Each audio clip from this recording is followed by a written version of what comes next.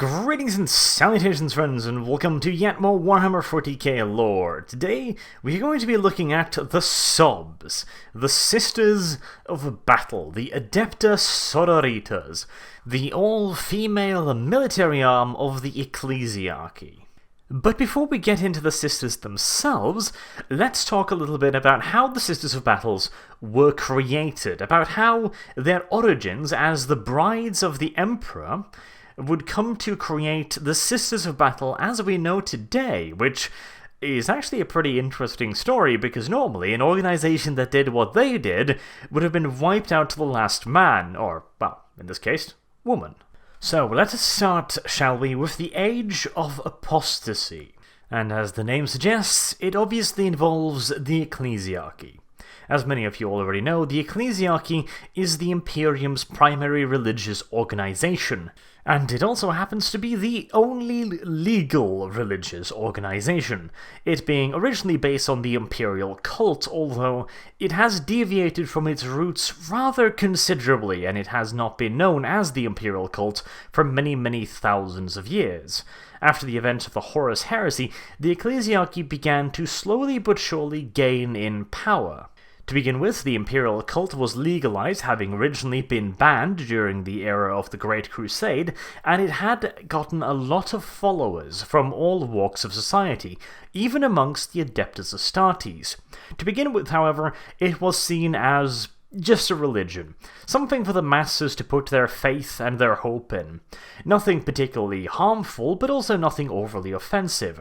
Eventually, the Ecclesiarchy would come to get a representatives on the High Lords of Terra, which marked the moment when the Greater Imperium, the administration and government body of the Imperium that is, recognized the Ecclesiarchy as a full and proper imperial organization, and therefore granted it the representation that such an organization needed.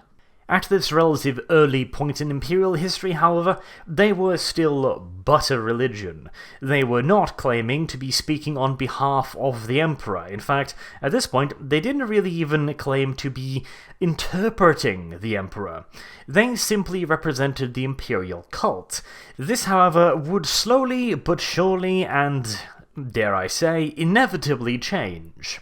As any organization grows bigger, wealthier, and more powerful, it is virtually inevitable that the more, selfish elements of humanity will strive to get to the top of said organization, and the Ecclesiarchy was getting very wealthy and very powerful indeed. As such, it is no surprise that you eventually ended up with individuals that was less interested in spreading the Emperor's word, and more interested in getting themselves many fluffy cushions and shiny golden coins to play with. And how, you may ask, would a religious institution get more power? Well, by creating more followers, obviously. And how do you get more followers? Well, again, quite obviously, you want to take the religion from the state of being a simple religion to being good old-fashioned gospel, so to say. The Lectio Divinitas, 40k's version of the Bible, stopped being a book written by simple humans and became the word of the Emperor himself. It was all, to put it bluntly, literally the truth.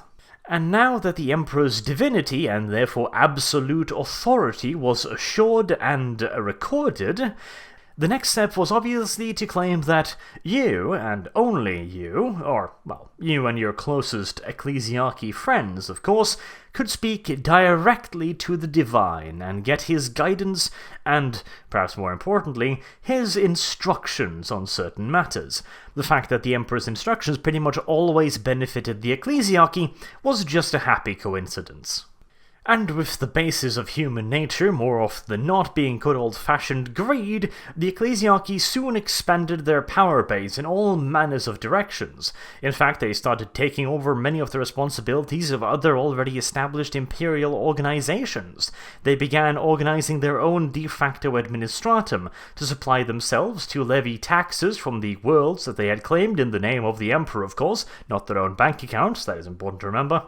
And they also began organizing frater militares, so-called crusaders, brothers in arm, faithful warriors of the church. Because naturally, if you're going to be asking people to pay taxes, you're going to need an incentive, and having the frater militaris not come around to your house and burn it down was considered an excellent incentive.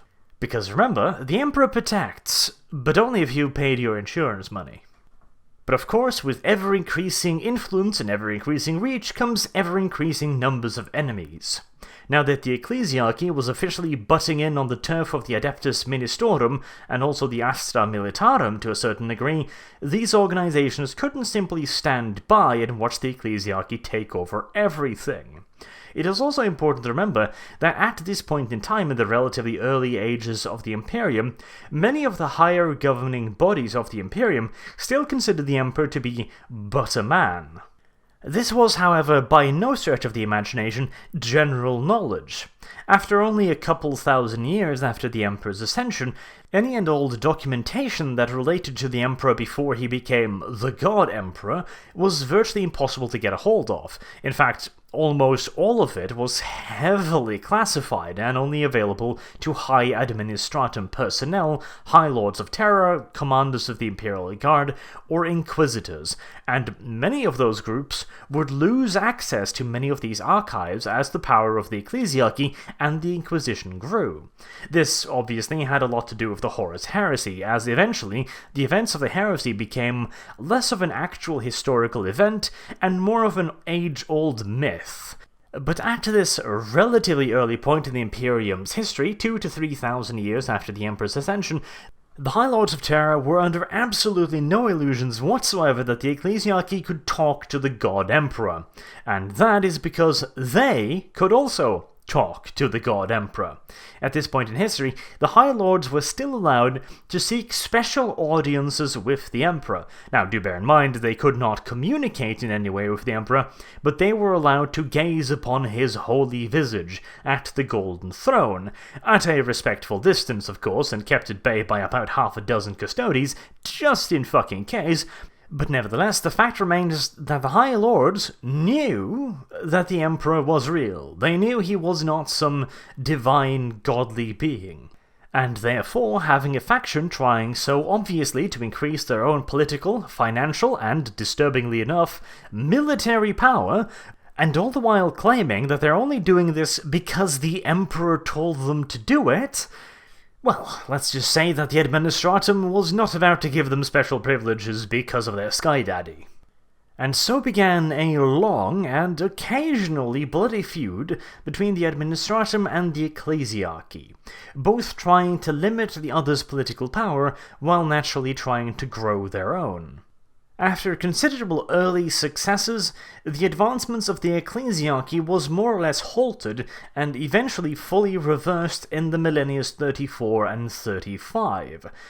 A series of weak high ecclesiarchs, the Warhammer 40k equivalent of a pope except 1,000 times more powerful, allowed the Administratum to grow their own power base at the expense of the ecclesiarchy. After quite literally something along the lines of 1,000 years of this, the ecclesiarchy was reduced to little more than a front. They were allowed to keep their public persona as the Emperor's spokespeople, his chosen, if you will, but in reality they had virtually no power, neither politically, financially, or militarily, when compared to the Administratum. The ecclesiarchy had simply made a little bit too many enemies. You could perhaps say that they had drunk their own Kool-Aid at some point. They figured that they were really speaking for the Emperor, and therefore they were in the right to grab this power. Or no, you know what? They were not simply just correct. They were not simply morally obliged to gain this power. It was their duty to gain this power, to safeguard it from the less pious elements of the Imperium. And here's the real kicker. The ecclesiarchy pretty much considered these less pious elements to be pretty much everyone, which made it pretty damn hard to get any alliances going. They couldn't really work with the Mechanicus because, of course, they worshipped the Omnissiah, which they keep claiming is a different version of the Emperor. It is simply the Emperor, one of his many guises, they keep saying, while in reality worshipping a goddamn Necron Overlord. But hey, details. And obviously there was no alliances to be made with the Adeptus Administratum because, well, they were pretty much actively competing against each other. And as for the Astra Militarum, well, they might have been able to get some sway over them, but with their annoying habits of creating their own little private armies, the Imperial Guard was not particularly fond of them either. And as a final nail in the coffin, they were also not at all on friendly terms with the Adeptus Astartes. At this point in Imperial history, the Adeptus Astartes still considered the Emperor to be but a man, the greatest of all men, true, but still only a man. In modern 40k, this has changed quite drastically to the point where many chapters, even a few of the founding chapters, do consider the Emperor to be a divine being, but back then, the ecclesiarchy was directly opposed to the vast majority of Adeptus Astartes chapters, and that's a problem. The primary problem, of course, being the fact that the Adeptus Astartes are pretty good at fighting, so messing with them directly was pretty much out of the picture. Additionally, they were the Emperor's angels. The ecclesiarchy couldn't very well be attacking the Adeptus Astartes for pretty much any reason. Not that they would want to anyway, because, well, Adeptus Astartes. They are pretty damn good at the whole murdering thing. And secondly, the Adeptus Astartes were entirely outside of the imperial command structure, which meant that no matter how much political clout the ecclesiarchy actually managed to gain, they could never actually force the cooperation of the Astartes. Which quite obviously meant that, while the ecclesiarchy had a string of very, very fortunate incidences where the emperor kept decreeing things that were to their benefits, the Astartes had a similar streak of unfortunate incidents that tragically prevented them from aiding the ecclesiarchy whenever one of their worlds were getting invaded by greenskins. And, well, let's just say that the ecclesiarchy was not exactly in the Astra Militarum's good book either, or the Administratum for that matter, so any reinforcements that would eventually be sent to the aid of this religious world would, in all due probability, be unfortunately, although unavoidably, detained. It eventually got so bad that the ecclesiarchy decided to flee Terra. Not militarily speaking, they weren't chased off the planet or anything, but it was becoming increasingly obvious that they simply would not be able to get anything done as long as the Administratum was hanging over their shoulders, and they had pretty much complete control over Terra. As such, the ecclesiarchy moved pretty much its entire command and control structure to Ophelia 7 in the Segmentum Tempestus. And when I say they moved all of their command and control structure, I literally do mean they moved the entirety of the Adeptus Ministorum to the planet. Scribes, buildings, resources, and everything. Every last single tiny little bit was relocated. It was expensive, to put it fucking mildly, but the benefits were obvious. First and foremost, it would get the ecclesiarchy and the Adeptus Ministorum away from the Administratum, and secondly, Ophelia was a ludicrously wealthy planet. It controlled virtually all trade in the Segmentum, and this massive amount of wealth led it to be a planet that could rival Terra and Mars in political, financial, and, eventually, military power. Exactly what the ecclesiarchy wanted. And that is exactly what they started building. First and foremost, they needed a symbol, something to tell both the Administratum and, of course, the people of Ophelia that they were in charge. They chose to do this in the most obvious and grandiose way possible. In the same way that a man with a small penis buys a very large car, the Adeptus Ministorum built a cathedral that covered 90,000 square miles of land and towered 4 kilometers into the sky. And this rather gargantuan piece of compensating architecture was not the only change instituted by the Adeptus Ministorum. They began demanding ever heavier taxes and tithes upon the various imperial worlds who owed them allegiance. This money was dumped straight back into the system to aggrandize cathedrals and houses of worship all across the Imperium. This grew their influence considerably amongst the common folk, and, consequentially, it also slowly but surely grew their political influence across the Imperium. Now that they were no longer a tight leash held by the Administratum, the priestly class spent astronomical sums on building ever larger cathedrals with ever more embellishment, to the point where they even began to compete against each other to build the biggest and the most grandiose temples to honor the emperor. Or, there might be another reason, but we'll go with that one for the time being. And more importantly, and far, far more worrying, because, priests will always build the temples. The fact that these particular priests were being extremely industrious in their building wasn't that much of a problem. Granted, the continued religious indoctrination of the Imperial's population was a source for discomfort and some worry amongst the High Lords, but well, they couldn't outright go against the Imperial Creed because, well, that'd be political fucking suicide, but still, that was a bridge to be burned at a later date. What really worried everyone was the drastic expansion of the Fraterris Templars. You may remember that I mentioned the Fraterris Militant earlier. The Militant were essentially just... what word should we use? Crusaders would be the word used by the Adeptus Ministorum, ragtag ruffians called to battle based on a religious creed and armed primarily with sticks, stones, and occasionally a bolt-action rifle would be the description I'd be used, but still. They were not a fighting force. They were usually levied en masse and hurled at the enemy as little more than cannon fodder. Occasionally, if enough of them were levied at the same time and they were organized correctly, they could make significant military progress, but they were never a force that could be used effectively against the Imperium on a large scale, as most of these People's Crusades were targeted against very specific targets. Go over there and burn the living fuck out of this world because heresy, etc.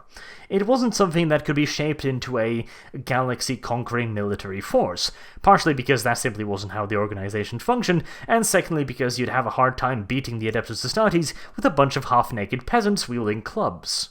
The Templars, however, were an entirely different beast. They were trained and professional soldiers equipped with the best that money could buy, and with the sheer amount of cash the Ecclesiarchy had on hand at this particular point in time, that was some pretty damn serious gear.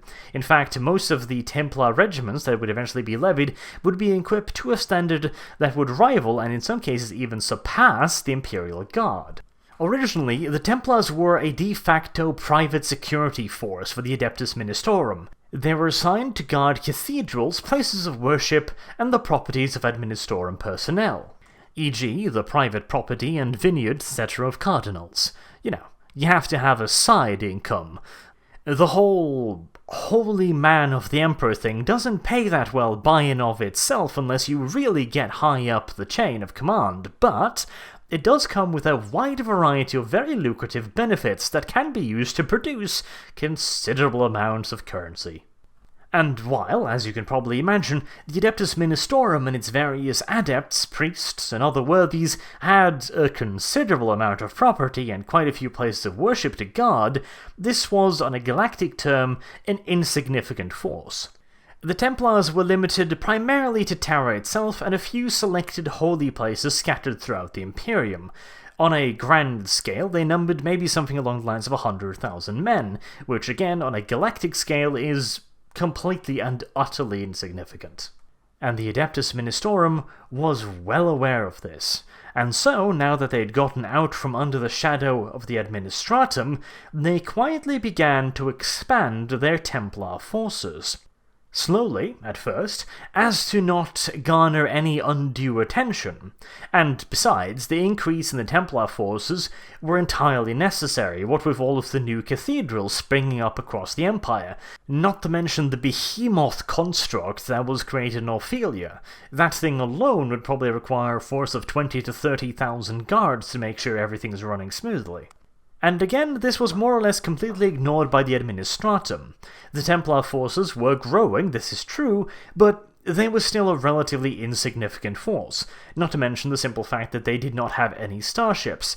The High Lords of Terra, controlled by the Administratum, still had complete and utter control of the Imperial Navy.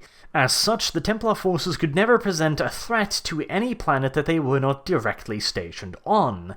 And with the relatively few numbers of cathedrals on a single planet, what with most of the money being poured into massive grand edifices rather than hundreds of smaller churches, which again it would require a smaller guard force, etc., it was unlikely that any one planet would be severely threatened by Templar forces. And since they had no ships, well, they couldn't bring any additional reinforcements either, and so any planet that could potentially be put under military threat, and do remember, at this point that was still considered to be utterly ludicrous. The Ecclesiarchy was an annoying organization, but there was no way they were going to start, tearing apart the Imperium, obviously.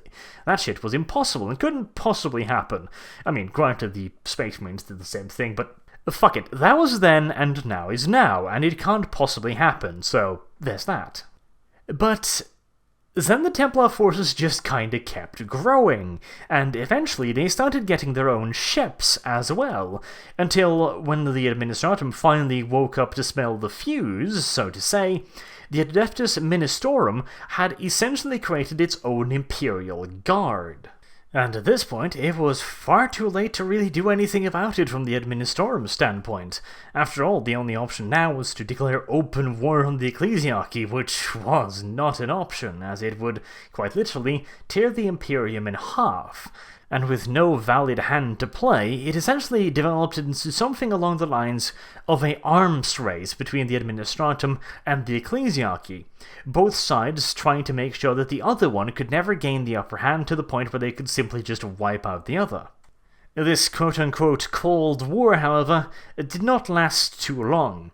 The Ecclesiarchy had expanded too fast and too recklessly.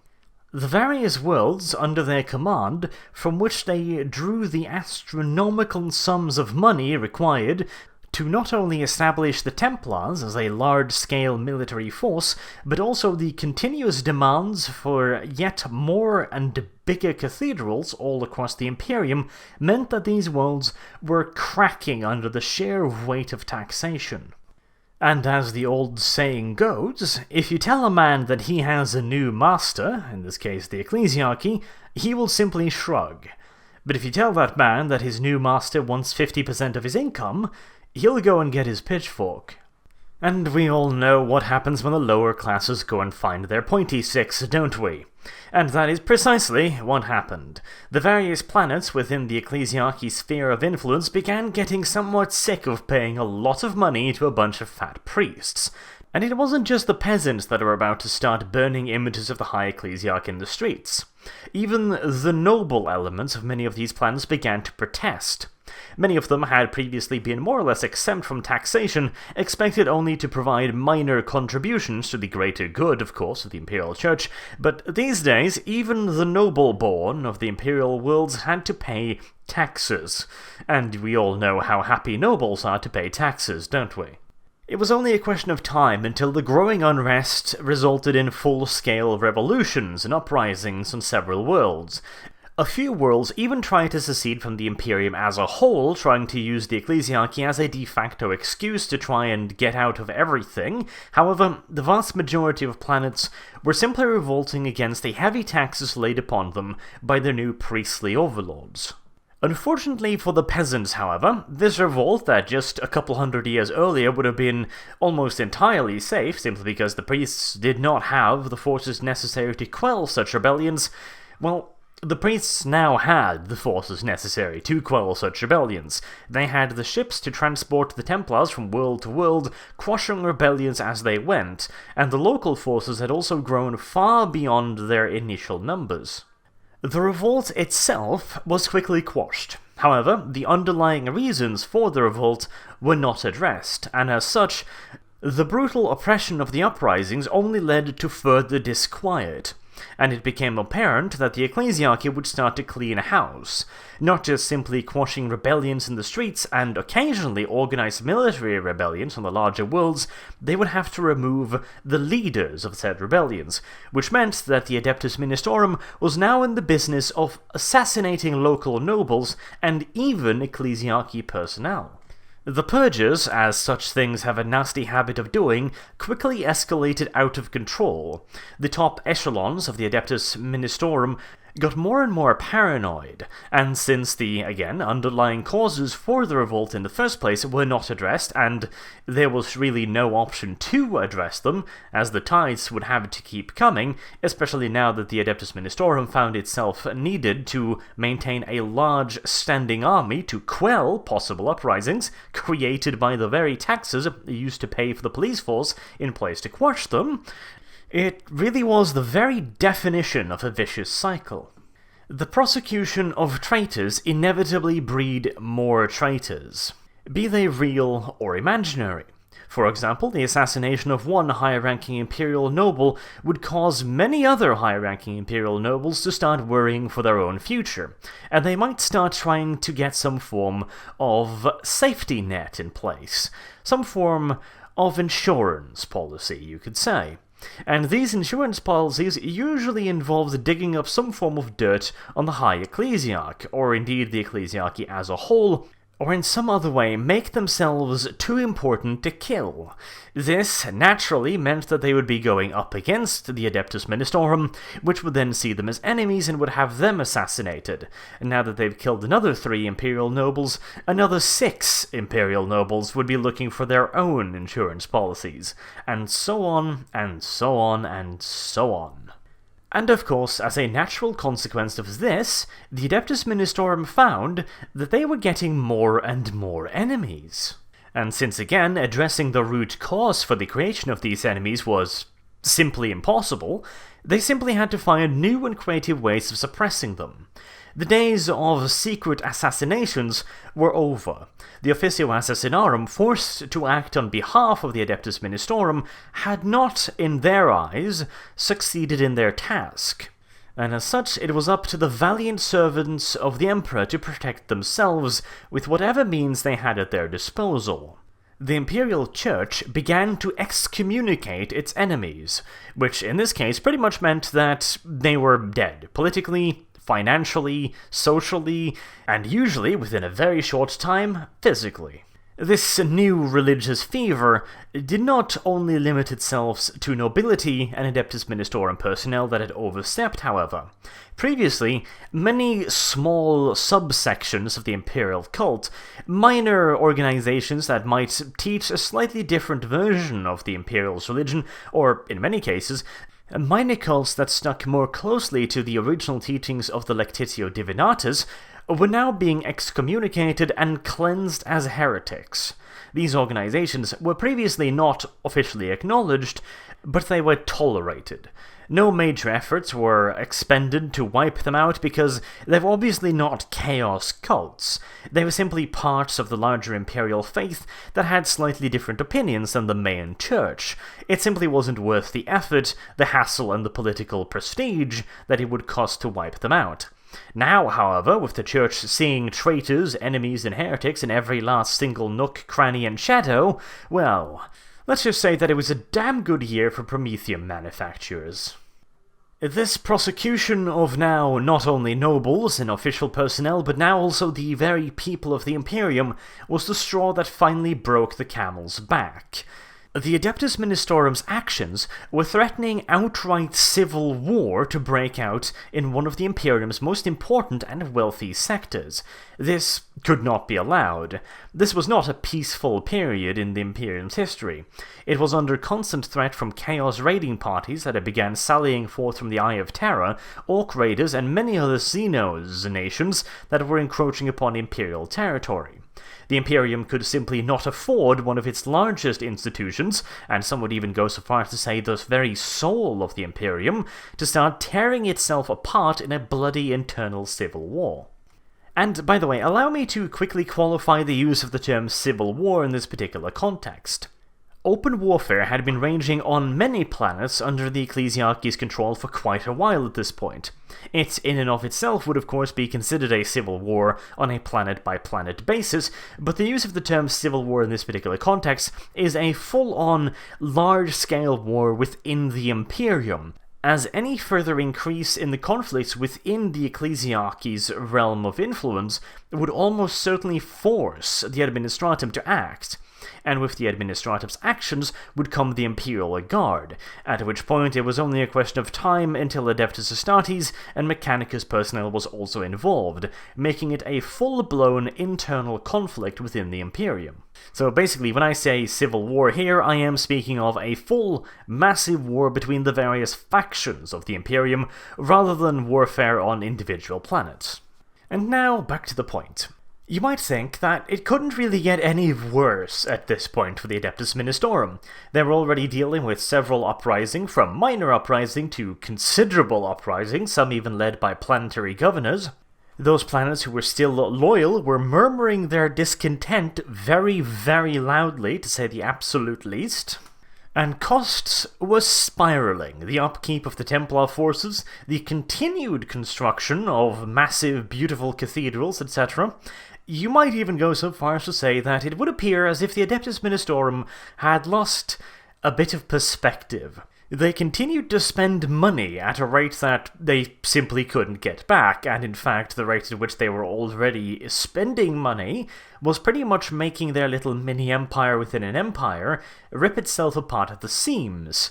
But despite all of this, it is important to remember that when humans are involved in anything, it can always get worse. You see, it's all a matter of perspective. From an outside view, it was blindingly obvious that the Adeptus Ministorum was tearing itself apart. It couldn't possibly continue going the way it was currently going. However, from the top of the Ecclesiarchy, they were still the Emperor's chosen dignitaries, and they could do no wrong. It was just everyone else that simply didn't get it. And so, circa 300 years after leaving Terra, the High Ecclesiarch, recently elected, Gregor XI, decided that the Ecclesiarchy would now move back to Terra. And as you can probably imagine, moving the entirety of the Adeptus Ministorum again is not cheap. And then, on top of that, they had to refurbish all of their old holdings on Terra and buy quite a lot of new ones. And since pretty much all of the Ecclesiarchy's funds were tied up in the Templar forces and constructions of various massive penis-enhancing structures, there simply wasn't any cash on hand for this massive of an expense, and so the only solution was, you guessed it, to raise taxes. If the many, many factions that were already fighting against the oppressive powers of the Ecclesiarchy needed any more help in pushing their narrative, this finally did it. At this time, the Ecclesiarchy's efforts to quash the various rebellions had failed. In fact, their very efforts to quash the rebellions was exactly what caused the major uprisings. The faithful of the Imperium were starting to lose, faith in their priestly overlords, and many of them started preaching against the excesses of the Ecclesiarchy. And with the command and control structure of the Ecclesiarchy currently occupied with moving millions of clerks and ungodly amounts of machinery, ledgers, archives, etc., they had no effective way of fighting back against these radical elements. You essentially had a large-scale uprising from within the Ecclesiarchy itself against its governing body. And it was precisely this uprising that finally gave the Administratum the excuse they were so desperately looking for to intervene officially. The High Lord of the Administratum, one Gog Vandir, had risen to the top of the Administratum through, to put it mildly, ruthless means. Anyone who spoke out against him would, generally speaking, disappear rather rapidly and somewhat mysteriously. Using the disorganization within the Emperor's church as an excuse, he maneuvered several of his own supporters into position within the ecclesiarchy, resulting in the election of the High Ecclesiarch Paulus III, an incompetent and slothful little bastard that was frankly a perfect example of everything that was wrong within the Adeptus Ministorum. And now, the board was set. The Adeptus Ministorum was in open revolt against itself. It was led by a pompous and useless oaf of an ecclesiarch, and any military force they may once have possessed had now been scattered and diluted across the various worlds within their influence. With Paulus III as a figurehead, the Adeptus Ministorum was set to now reassert their dominance over the Emperor's church. However, High Lord Vandir took it one step further. Escorted by a group of senior Imperial Guard officers, he marched into the High Ecclesiarch's newly refurbished Cathedral on Terra, and denounced Paulus III as an incompetent and as a heretic, and shot him right then and there. Considering it was Vandir himself that put him on that particular seat, this might seem somewhat counterproductive, but Vandir had a far greater goal than simply puppeteering the Adeptus Ministorum. He announced himself to be the new ecclesiarch, making him the de facto ruler of not only the Adeptus Administratum, but also the Adeptus Ministorum. Not since Malkador the Sigillite had one person inside the Imperium possessed so much power. And while I am all for the idea of a benevolent dictator, a man who genuinely wants the best for his people and can use his unlimited power to ensure that that is exactly what happens, Vandir was batshit fucking insane. And I'm not just saying that. I mean, he was clinically, medically, insane. And it was the bad kind of insanity. You know, the funny kind is when people imagine that they're starships and go flying around the room going vroom, vroom, or think that they're wonderful fluffy little bunny rabbits and sit in the corner cleaning themselves with their hands. No.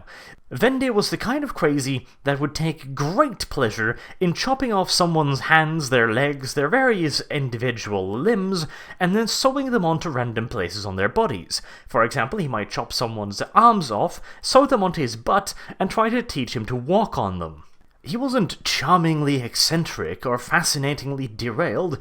He was a demonstrably deranged and demented lunatic, prone to raging ravings, irrational conclusions, downright psychopathic mood swings, and an unsettling adoration for motorized instruments of torture. He was Heinrich Himmler with a medical degree. He was Joseph Stalin with a doctorate in batshit and mixed nuts. And I know I'm making a meal out of this, but trust me, this guy was so utterly beyond the human scope of imagination when it comes to mental health, that it makes the story of Stalin saving a calf by snapping its itsy-bitsy little legs like dry twigs sound like a Disney afternoon fairy tale. And while many dared to hope that the irresponsible rule of the ecclesiarchy was now dealt with, now that it was under the command of the Adeptus Administratum, those hopes were quickly dashed, as Vandir started going about his business which included talking to the Emperor quite frequently. He would fall over unconscious, wake up a couple hours later, and claim that he had spoken to Big E himself and received his instructions.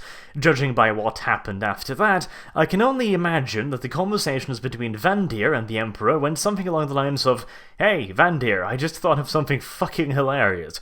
What if you find a piece of fossilized wildebeest poo and use it to beat your servants to death?"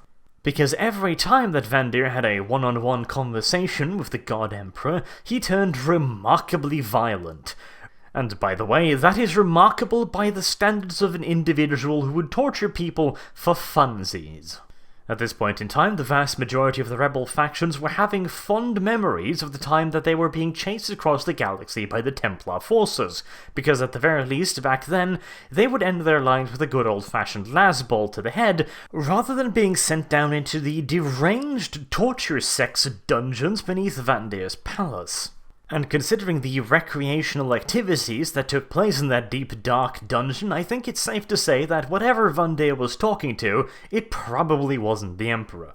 In fact, I would go so far as to say that it would be a pretty good bet that whatever he was talking to was some form of tentacled monstrosity with a deep and dark appreciation for extra spiky edition XL Dragon dildos. And the really fascinating part is that there is no evidence to suggest that Van Deer was so creative with his afternoon hobbies before he became the High Ecclesiarch.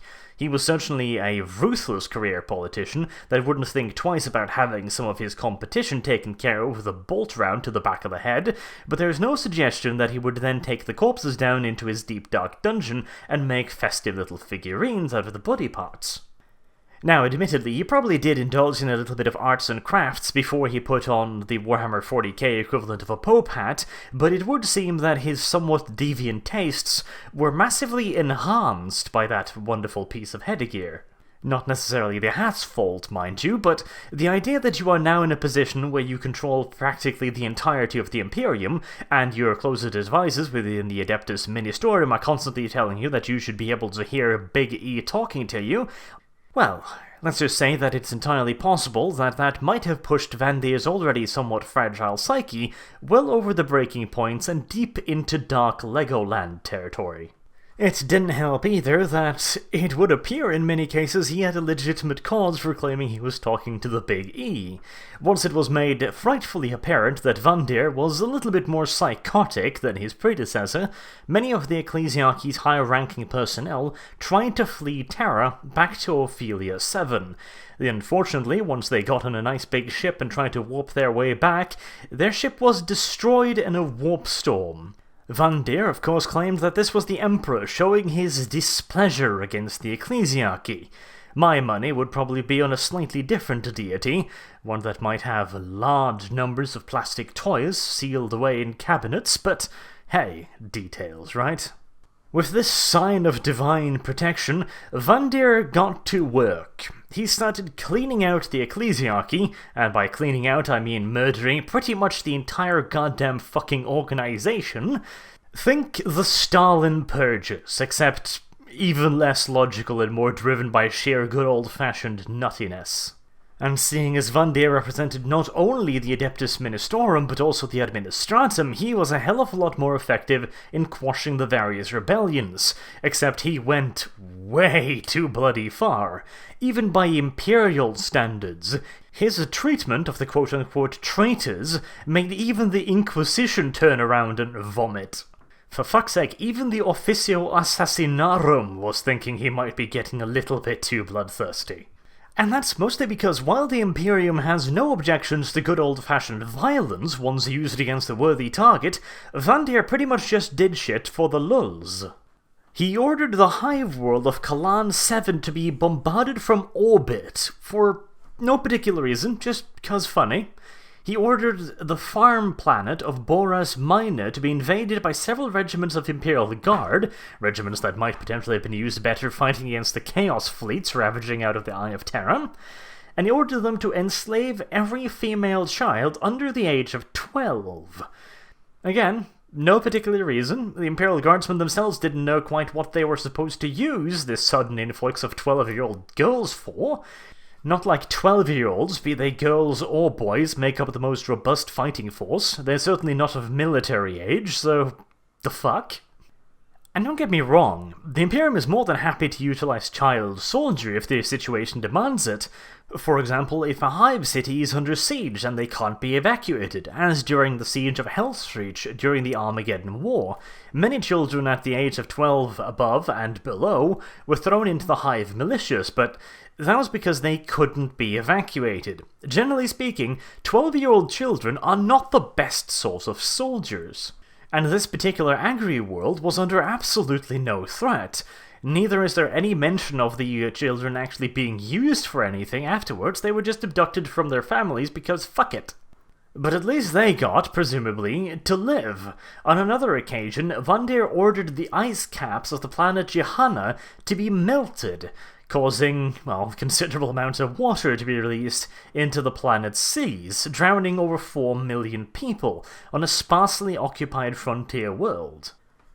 And if this is what he did for fun, you can imagine how harsh he was against his enemies. Previously, the ecclesiarchy had been persecuting many cults that did not adhere to their own rules and regulations. Vandir brought that one step further and really started amping it up. There were very, very few cults left within the Imperium that differed from that of the prime imperial teachings. Many had been wiped out, many had simply conformed to the more accepted way of doing things because they didn't want to get fucking shanked. And those few who remained had gotten very, very good at hiding. But one day, one particularly curious cult was brought to Vandir's attention. The sect was called the Daughters of the Emperor. It was an all-female organization who devoted themselves to the worship of the Emperor through inner purity. And in 40k, inner purity obviously translates into the hatred of the Xenos, the Heretic, and the Mutant. As such, the Daughters of the Emperor had organized themselves into a paramilitary organization, running weapons drills and military exercises. At first, Vandir's servants assumed that this would simply send the High Lord into one of his famous fits and rages and order the entire planet fucking virus bombed or something, but surprisingly, he said he wanted to visit the planet and this particular cult. He took with him a retinue of over 100 soldiers and went to the planet aboard his personal ship. Landing upon the planet, he walked in procession from the spaceport to the location of the cult. Before Vandir moved his soldiers and agents, who forced every single civilian along the travel route to go out of their houses, including newborn babies and old people, to get on their knees and to present some form of gift to the High Lord. Those who refused, or, bickered in any way, were shot as heretics, because... duh. When the High Lord arrived at the cult's headquarters, he was denied entry. God only knows why, he seems like such a reasonable fella.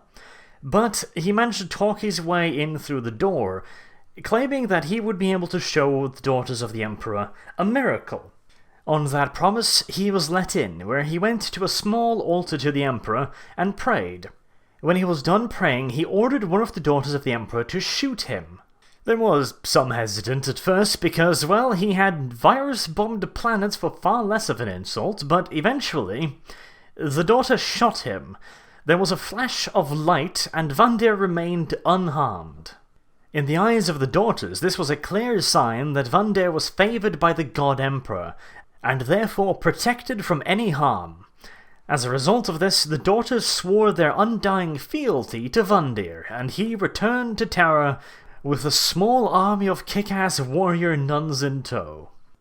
As Vandir had predicted, the Daughters of the Emperor had never seen or heard of a personal force field. And to be fair, it was a pretty good bet. Personal force fields are very, very rare, even amongst people as powerful as the High Lords of Terra. Regardless of the tricks used to gain their fealty, the Daughters of the Emperor, now renamed the Brides of the Emperor, were fanatically loyal to Vandir. They were used as an elite bodyguard, trained by the best, and equipped with the finest weapons and armor the Imperium could produce. They served as his bodyguards, his attendants, nurses, and, well, exotic companions. Their fluffy bedtime role notwithstanding, they were a fearsome fighting force, armed and armoured to a degree that was usually reserved for the Adeptus Astartes, and naturally indoctrinated from birth that the Emperor was the one and true god and that Vandir, naturally, was his representative. This fanatical loyalty meant that they would carry out orders that even his most loyal followers would balk at. For example, during one of the many assassination attempts aimed against Vandir, suspicion was laid at the door of a few cardinals. The Brides of the Emperor killed every single cardinal currently serving on Terra. Every last one of them. Something along the lines of 120 of them. There was only evidence against about 7, but hey, you gotta make sure, right? But the cardinals were not the only ones trying to kill Vandir. Countless assassination attempts followed, but protected inside the imperial palace by the Brides of the Emperor, Vandir survived many assassination attempts. The excesses of the ecclesiarchy grew worse and worse. The Imperium was literally shattering apart under the weight of tithes and taxes. The Imperial's armies went understaffed. The money that was supposed to flow into the Imperial Guard going into building massive statues of Vandir and the Emperor. Imperial Guard military deployments and expansion products intended for the Imperial Navy were similarly halted, and this was during a time where forces of chaos and orc warbands were rampaging across the Imperium. Xeno's empires were re-emerging and capturing world after world, and to make matters just a tiny little bit worse, massive warp storms had been raging across the Imperium for ages. The Imperium had been pushed way beyond the breaking point, and finally a leader arose that could challenge Vandir directly. The last hope of rebellion, having been Vandir himself, hadn't really worked out all that well, and this time Vandir himself was challenged by a young man by the name of Sebastian Thor. A completely unknown ecclesiastical student, Sebastian claimed to have been shown a vision of the Emperor demanding that Vendir must be brought to justice and the Imperium reunited. At first, it was expected that this young man would be silenced quite quickly, like the thousands of others that had preached against Vandir. However, something quite remarkable happened. Vandir flew into a massive rage and ordered the vast majority of the Templar forces to be sent to Sebastian's world of Dibamar to enact the sentence of exterminatus upon the planet. However, the Templar forces never arrived. The entirety of the ecclesiarchy fleet was wiped out by a gigantic warp storm, whose coming sent the warp into such chaos that it blew out the smaller warp storms. This massive and almost unprecedented cataclysm was known as the Storm of the Emperor's Wrath. And it would appear as if this time the Emperor really did decide to butt in on things, because this was very, very convenient. Practically the entirety of the ecclesiarchy's loyal standing army wiped out in the blink of an eye. And at this point the Imperial Guard was starting to get, shall we say, just a teensy-weensy bit suspicious about their chain of command. Now, technically, the Astra Militarum is not directly under the Administratum's command, although in most cases the Administratum is the ones issuing orders and directive to the Imperial Guard, but, well, they'd have enough of taking orders from Vendir, because it was getting pretty damn fucking obvious that he was not entirely balanced. And now that a worthwhile challenger had arisen in the form of Sebastian Thor, which, the thing is, he wasn't anything. He really wasn't. He was just a basic ecclesiarchy student who claimed he had visions from the Emperor. But the thing is, he wasn't killed as quickly as the others. He managed to start rallying support, and, even more importantly, the vast majority of the Imperium was getting sick and tired of the current High Lord/Ecclesiarch. As such, they were more than happy to at least throw their weight behind him, or worst case scenario, simply just fucking ignore him. Many planets outright declared loyalty to Sebastian Thor once he visited them. Others just refused to fight against him. Many forces, like the Adeptus Mechanicus and the Adeptus Astartes, were of the latter, until Vendir ordered what remaining forces he had to attack the Adeptus Mechanicus and the Astartes, at which point they were no longer neutral. And now that the resistance movement finally had a figurehead that they could gather behind and focus on, it was time for the various forces of the Imperium to move against Vendir, and with his outward aggression, the Mechanicus and the Adeptus Astartes now both had a legitimate excuse to strike back against him. The then Fabricator of Mars dispatched several regiments of Skitarii to attack Vendir's ecclesiastical palace on Terra. This force of the Mechanicus was joined by elements of the Imperial Guard, others just simply stood by, the vaunted garrison defenders of Terra simply just stood down, and the Skitarii was joined directly by several Space Marine chapters, including the ancient Guardians of Terra, the Imperial Fist, the Black Templars, the Soul Drinkers, and the Firehawks. The assault was expected to be brief and successful. Most of the Templar forces had been annihilated in the warp. Most of the Loyalist Guard regiments were simply standing by and allowing the Mechanicus and Adeptus Astartes forces to march into the palace. However, the forces arrayed against Vandir had severely underestimated his elite corps. The Brides of the Emperor, armoured in power armour and wielding modified bolt weapons, were able to offer effective resistance even against the Adeptus Astartes. And while individually outmatched by the mighty Space Marines, the force of the Brides of the Emperor had been expanded to 10,000 sisters, more than enough to occupy the highly defensible areas of the Ecclesiarchal Palace, which after all was built on mighty Terra, a world that over the years had been industrialized and fortified to the point of near impregnability. As the assault continued and casualties mounted, more of Vandir's insanity became apparent. While he had been micromanaging and in many cases micro-insanitizing many parts of the Outworld Imperium, his offices in the Imperial Palace had been left completely neglected. Vast areas of the ecclesiarchal holdings on Terra was left utterly ignored. In some places, it was said that the dust lay so thick that it would reach up to a grown man's knees. The once lavish and expensive decor of the Imperial Palace had been allowed to rot away. Rats now nested in the expensive carpets. The windows were so filthy they couldn't even be seen through. And several full wings of the palace had literally collapsed under their own weight due to the lack of maintenance work. The Brides of the Emperor were, in effect, defending a massive collapsed ruin against the forces of the Imperium, and they were doing so with great skill and power.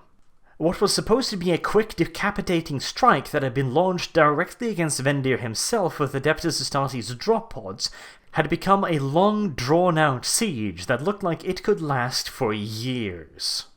But there was one force that was already inside the Imperial Palace, the Adeptus Custodes. Up until this point, they had kept themselves sequestered inside the inner sanctums of the Emperor, having taken oaths to cut themselves off from the outside world unless they received a direct orders from the High Lords or potentially from the Emperor himself. It became obvious to them, however, now that the Imperial Palace itself was under siege, that something was very, very wrong. At first, they assumed that some form of enemy had assaulted the palace, but once they realized that the ones besieging the Imperial Palace was its very defenders, the Imperial Fists, they had no choice but to get themselves any and all information they could acquire about the current state of the Imperium, and, well, let's just say that those particular situation reports made for some dismal reading. It was decided within the Adeptus Custodes that they had to end Vandir's reign of blood, as it was then known. Using secret passageways through the Imperial Palace, they managed to get very close to Vandir's inner sanctum before being intercepted by the Brides of the Emperor. However, these were not just Adeptus Astartes. These were custodians. For all practical purposes, they were the Emperor's will made manifests, and the brides could not simply attack them outright. The centurion leading the Custodes band entered into negotiations with the Brides of the Emperor, and their leader, one Alicia Dominica. Although no real solution was reached in these negotiations, the Centurion would try one last desperate ploy, because he could see no flaws within the Brides of the Emperor. In fact, he saw them to be some of the purest servants of the Imperium, and could not bring himself to order an assault upon them. He brought their leader, Alicia, before the Emperor himself. What transpired at that meeting is not known. The brides were sworn to utmost secrecy, and that oath was brought onwards with them when they became the Sisters of Battle. What we do know is that when Dominica left this audience, she was utterly convinced of Vandir's evil and how he had betrayed the sisters and their organization. She marched straight to Vandir's inner sanctum, where the mad old bastard was still barking out orders at non-existent scribes and commanders, whereupon she sentenced him to death as a traitor. Vandir's response was simply, "I don't have time to die, I'm too busy." A few minutes later, the leader of the now renamed Daughters of the Emperor left the room, with the head of Vandir clutched in one power-armored fist. The reign of the mad ecclesiarchs and the age of apostasy was over. The new High Ecclesiarch would come to be Sebastian Thor. He would revert many of the changes made by the original ecclesiarchy and those made by Vandir. He would drastically reduce the power of the Imperial Church and move elements of the Adeptus Ministorum back to Ophelia, creating a sort of double capital between Terra and Ophelia, ensuring that the ecclesiarchy could never again fall under the full control of the Administratum. He also acquiesced to the Decree Passive, which stated that the ecclesiarchy could have no men under arms. As such, the Templar forces were fully disbanded. The Frateris militia was still allowed to the ecclesiarchy as it was not a military organization under the ecclesiarchy. It was a crusading force, and as such, in most cases, it would come under the command of the Imperial Guard, not the ecclesiarchy. However, Sebastian Thor did not agree to the idea that the ecclesiarchy should be entirely reliant upon other imperial organizations to defend themselves, and as so he renamed the Daughters of the Emperor and reorganized them into the Orders Militant of the Adepta Sororitas, the Sisters of Battle. And we will be taking a closer look, finally, at the power-armored sisters in Part 2. Until then, I have been Arch. Thank you very much for watching, and I do hope to see you all again soon. Have a good day.